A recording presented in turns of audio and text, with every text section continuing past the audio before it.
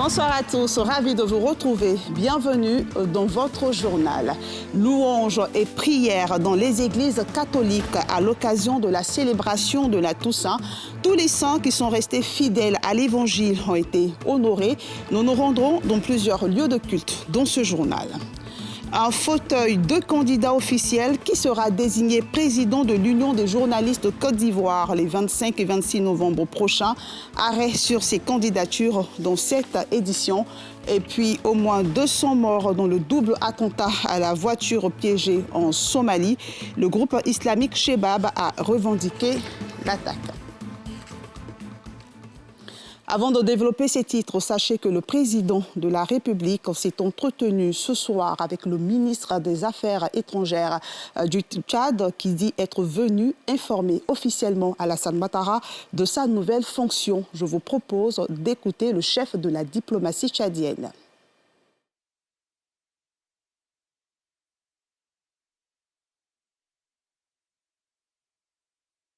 Le chef de la diplomatie tchadienne qui dit être venu informer officiellement Alassane Ouattara de sa nouvelle fonction. Le chef de l'État s'est entretenu avec lui cet après-midi.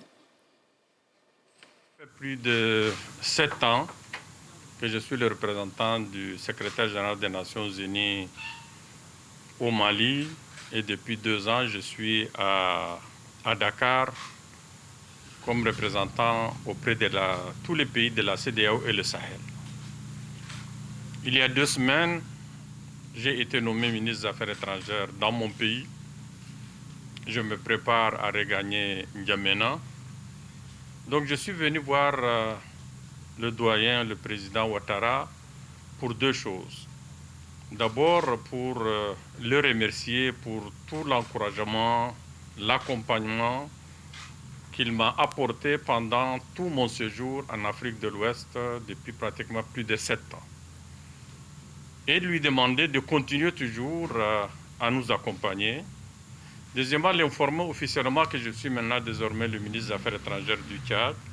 Vous savez que le Tchad est en période de transition. Elle demande beaucoup de soutien, beaucoup d'accompagnement. Et nous avons échangé autour des défis que nous aurons à faire. Et il m'a promis, comme toujours, son accompagnement, l'accompagnement de la Côte d'Ivoire pour que cette transition au Tchad puisse réussir et que nous ayons vers des élections apaisées et qu'un pouvoir civil s'installera au Tchad.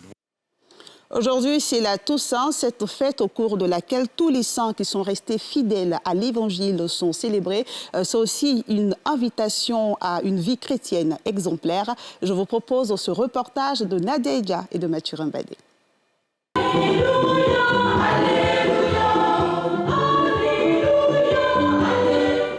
Comme chaque année, le 1er novembre, la Toussaint, fête de tous les saints, est célébrée par les fidèles chrétiens catholiques. Un moment de louange et d'adoration mis à profit pour enseigner sur l'importance de mener une vie décente, loin du péché, à l'image de Jésus. C'est des chemins simples qui aident à parvenir à la perfection. Le plus souvent, quand on parle des saints, ils n'ont pas fait des choses aussi excellentes. C'est des choses simples. Ils font l'effort de marcher selon les règles du Seigneur. Voilà. Ils se sont comportés de sorte à demeurer des amis du Seigneur. Et notre rôle, c'est d'emprunter le même chemin qu'eux. Une exhortation qui emmène les fidèles à faire leur introspection et s'engager sur la voie céleste.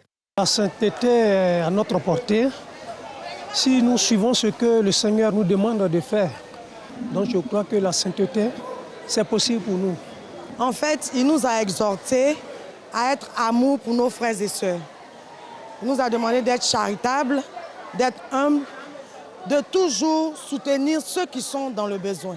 C'est quelque chose que je le fais continuellement, je le fais sur ma paroisse, je le fais au travail, je le fais au quartier, je le fais autour de moi avec mes amis, mes frères et sœurs.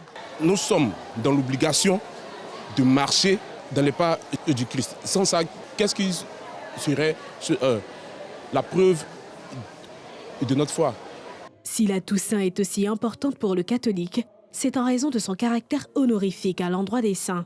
Nous célébrons tous ceux qui sont parvenus au ciel après avoir fait des efforts sur cette terre. Nous reconnaissons, nous demandons au Saint de nous la force de nous comporter comme eux, de sorte à participer un jour aussi au banquet céleste. Après la Toussaint ce 1er novembre, les catholiques et plusieurs autres personnes commémorant ce 2 novembre les morts à travers des prières et des dépôts de gerbes de fleurs sur les tombes dans les cimetières. Et pendant la célébration de la Toussaint, les fleuristes se frottent les mains, la demande des fleurs augmente ainsi que l'achat. Le business des fleurs pendant la fête de Toussaint, c'est un reportage signé Nadia Ija et Mathieu Rimbadé. Marché Ngouin Kamatias de Cocody Saint-Jean. Sous cette tente, Ilias Bongéré confectionne sans aucun moment de répit des bouquets de fleurs. Normal, le férié de Toussaint qui précède la commémoration des défunts est une aubaine pour son activité. On commande les fleurs 3 jours avant la fête. Maintenant, on les reçoit au fur et à mesure. C'est uniquement le jour de la fête de Toussaint qu'il y aura cet engouement. C'est bénéfique contrairement aux autres jours.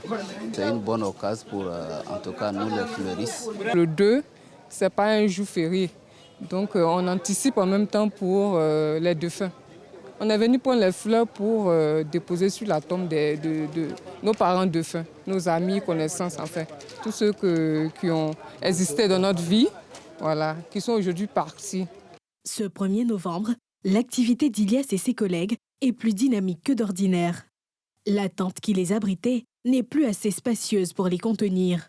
Une opportunité, mais aussi plus de travail pour ces fleuristes qui doivent satisfaire leur clientèle. Les gens vont venir beaucoup. Donc depuis hier, on a commencé à travailler.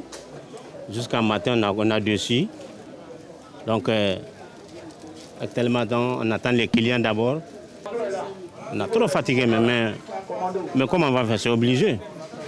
Pour s'offrir un bouquet de fleurs, il faudra débourser au minimum 6 000 francs CFA. La tige de rose, quant à elle, est vendue à 1 500 francs CFA contre 1 000 francs CFA l'année dernière, soit 500 francs de plus que d'habitude. C'est le rose qui vient de Kenya, Liban. On sait d'habitude c'est 1 000 francs, mais maintenant, comme ils ont augmenté le prix là, nous aussi, comment on va faire? On va augmenter nous aussi un peu, comme on peut gagner un peu aussi. Ces prix n'arrêtent pas pour autant les clients dans leur achat.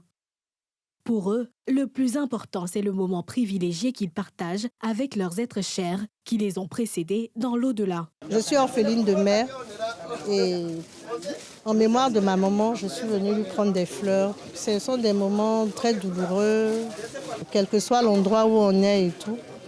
On essaye de lui consacrer ce jour-là. D'abord, ma mère, elle aimait beaucoup les fleurs. En raison de cette déclaration comme jour férié, ce 1er novembre est le jour choisi par les parents des défunts pour leur accorder du temps en s'inclinant sur leur tombe. Toutefois, le jour marquant la commémoration des morts est bien le 2 novembre de chaque année. Les journalistes Lansine Touré et Jean-Claude Koulibaly se disputent la présidence de l'Union nationale des journalistes Côte d'Ivoire. L'Assemblée générale de l'UNJCI aura lieu les 25 et 26 novembre prochains. Arrêt sur ces candidatures dans ce journal, dans ce reportage de Salif Alekwe et de Mathieu Rimbadé. Les journalistes ivoiriens seront aux urnes dans quelques jours pour désigner celui qui conduira pour les 3 prochaines années les destinées de leur association, l'UNJCI, Union nationale des journalistes de Côte d'Ivoire. En attendant la liste définitive des candidatures qui sera diffusée vendredi prochain par le conseil d'administration, 2 candidatures ont été jugées recevables. La liste Team Lance, conduite par Lassine Touré, et la liste Union de toutes les générations, placée sous la houlette du président sortant, Jean-Claude Koulibaly. Un remake du second tour de la dernière élection en 2019. 2 candidatures, 2 visions différentes. Lanciné veut promouvoir plus de solidarité au sein de la famille des journalistes. Quand on finit de faire les ébonies, nos lauréats sont laissés pour compte, alors que nous qui avons décidé de retenir les meilleurs d'entre nous, on doit pouvoir faire la promotion suffisamment de leur travail, tant au plan national qu'au plan international. Et tout ça, ça a manqué. Et pour nous, il y a vraiment beaucoup à faire. Nous sommes également vice-présidents de la mutuelle des agents des médias privés de Côte d'Ivoire. Et là, c'est un social, véritablement un visage humain, c'est un modèle de réussite dans nos secteurs. Nous allons faire en sorte de transposer tout ce qui a marché avec la mutuelle au sein de l'UNJCI pour permettre un meilleur épanouissement de nos camarades. Nous avons un projet, nous avons des ambitions, mais surtout nous allons impliquer tout le monde.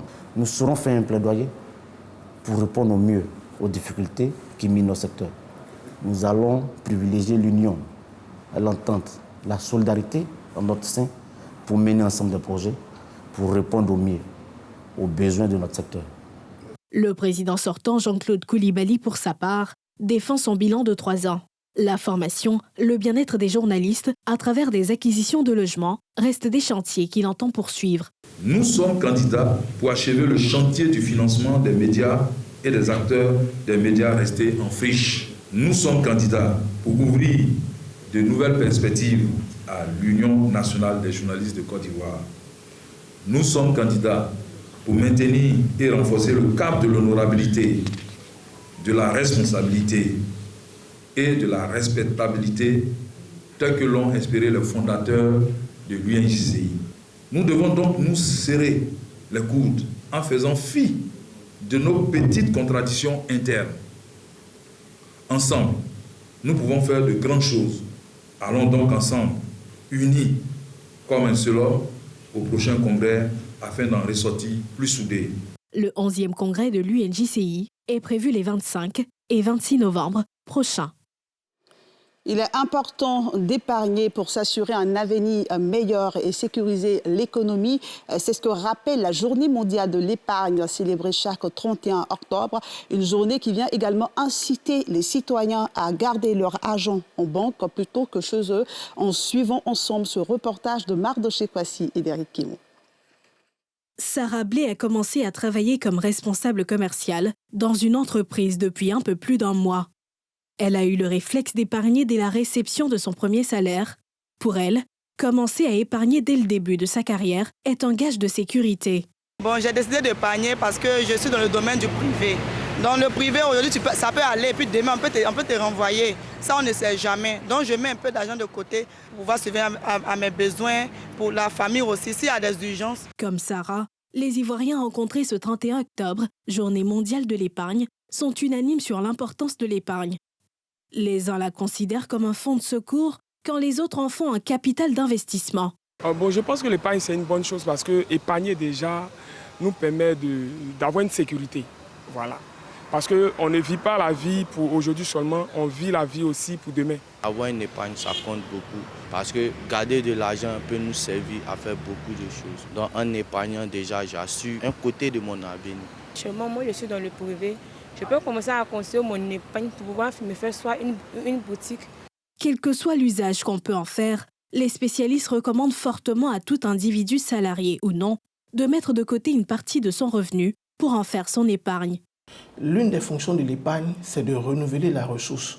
C'est-à-dire, quand vous êtes dans une logique du monde agricole, quand des gens récoltent, par exemple, du maïs ou du riz, ils mettent une partie des céréales là en semences. Et c'est une autre partie qui rentre en consommation. Donc l'épargne, ce n'est pas je mets de côté quand il y en a ou quand il y en a plus. C'est le principe qui te permet de renouveler la ressource. Si tu ne sèmes pas, tu ne vas pas récolter et donc tu seras toujours dans la même situation. Une épargne qui se décline sous plusieurs formes et dont la constitution peut se faire selon plusieurs méthodes. On a quand même un accord entre 10 et 20% en fonction des écoles de pensée. Donc, si je veux épargner, je vais me trouver entre 10 et 20%. Donc, quand j'ai par exemple 100 000, ça veut dire entre 10 000 et 20 000. Donc, toute personne doit avoir ce qu'on appelle une épargne de précaution, aussi appelée fonds d'urgence.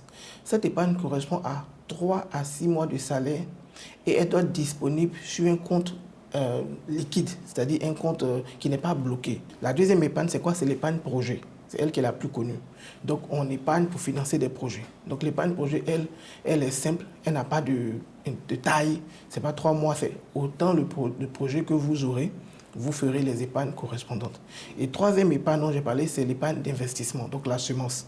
Encourager les populations à épargner, c'est à cette tâche que s'attellent certaines institutions de microfinance qui en font leur leitmotiv quotidien pour contribuer à accroître le taux de bancarisation chez les populations. Nous incitons notamment nos clients, ceux qui font des activités génératrices de revenus, à mettre de côté donc une partie de leur revenu, le revenu sous forme d'épargne. L'épargne, lorsqu'elle est constituée, lorsqu'elle est mobilisée donc, par des populations locales, elle peut financer l'économie. Et donc, si elle finance l'économie, bien évidemment, cela va nous permettre d'avoir une croissance non seulement inclusive, mais aussi permettre donc, aux épargnants que nous sommes de satisfaire notre utilité sociale. Tout le monde peut épargner et à son rythme. L'essentiel, c'est de pouvoir mettre quelque chose de côté pour ne pas hypothéquer son avenir. Épargner, c'est également contribuer à la croissance économique, donc au développement de son pays. Les militants RHDP de Marcory étaient aux côtés d'Albert Mabry-Toakeus, frappés par un double deuil. Conduit par le secrétaire départemental de la commune, les militants ont exprimé leur compassion. Le récit de Pierre Dipomela. Les responsables politiques du RHDP Marcory se sont mobilisés avec les militants de la commune pour apporter leur soutien à Albert Mabry-Toakeus, cadre du parti, frappé par un double deuil. Le vice-président du RHDP, après avoir décrit ses rapports avec le président Ouattara et les conditions de son retour dans le parti, a exprimé sa reconnaissance aux militants. Je voudrais également vous dire merci pour le témoignage de la compassion vis-à-vis de moi, de ma famille, pour les pertes cruelles que nous avons connues. Ici même, il y a 2-3 jours, tous les chefs des villages de Marcory sont venus me saluer. Je voudrais vous dire que j'en prends acte. À la tête de la délégation, Yves Monet-Georges, qui a voulu marquer sa solidarité militante. Nous sommes rendus donc, à la résidence du vice-président, le ministre d'État Albert Mabry-Toakeus, pour lui rendre une visite familiale, une visite militante, une visite de soutien, une visite d'accompagnement, une visite suite au double deuil qu'il a essuyé, à savoir le rappel à Dieu de sa petite sœur et de son proche collaborateur, le photographe. Et dans la famille RHDP, nous marchons dans la solidarité. C'est notre leitmotiv et c'est une recommandation de notre président, le président Alassane Ouattara. Mabry-Toakeus a saisi l'occasion pour exprimer également sa disponibilité pour le parti, mais aussi pour sa représentation à Marcory. Il a appelé les militants du parti à multiplier les actions pour davantage dynamiser le RHDP. Or, d'ici, un double attentat à la voiture piégée a fait au moins 100 morts en Somalie. Les islamistes d'Al-Shabaab ont revendiqué l'attaque. Pierre Dipomela. Des dizaines de personnes sont rassemblées autour des dégâts provoqués par un double attentat à la voiture piégée visant le ministère de l'Éducation somalien à Mogadiscio et provoquant la mort d'au moins 100 personnes et plus de 300 blessés. Parmi les victimes, des enfants. L'attaque a été revendiquée par les islamistes d'Al-Shabaab qui essaiment la région. La première explosion a eu lieu près de la jonction de Zobé. C'était un attentat suicide qui a tué plusieurs civils. À ce moment-là, je n'étais pas loin de la scène. C'était très proche de mon bureau. Alors je me suis approchée pour voir ce qui s'était passé. Dès que je suis arrivée, la deuxième explosion a frappé la zone. Plus de civils ont été tués dans la deuxième explosion. J'ai rampé, je suis sortie du magasin en traversant les débris et les miroirs brisés sur le sol. Un bon gars était avec moi. Cependant, à l'extérieur du magasin, il y avait des cadavres et des blessés partout. Certains blessés criaient. C'était quelque chose que je peux raconter maintenant. Des étudiants somaliens, bandeaux rouges sur leur tête, se sont rendus dans les hôpitaux pour faire don de nourriture et d'eau, ainsi que de leur sang aux victimes. J'ai décidé de donner volontairement mon sang aux victimes des 2 explosions de Zoobé qui ont fait plus de 100 morts et 300 blessés. Je n'ai rien d'autre à faire pour eux que donner mon sang pour sauver des vies. Les universités et les écoles ont donc été fermées afin que les étudiants puissent participer aux dons de sang et autres efforts de sauvetage des victimes. En tant qu'étudiants, nous sommes venus ici pour participer à ces efforts et faire de notre mieux pour aider les victimes. Le bilan pourrait s'alourdir vu la situation de certains blessés conduits dans les centres de santé. Le groupe islamiste lié à Al-Qaïda combat depuis 2007 le gouvernement fédéral, soutenu par la communauté internationale.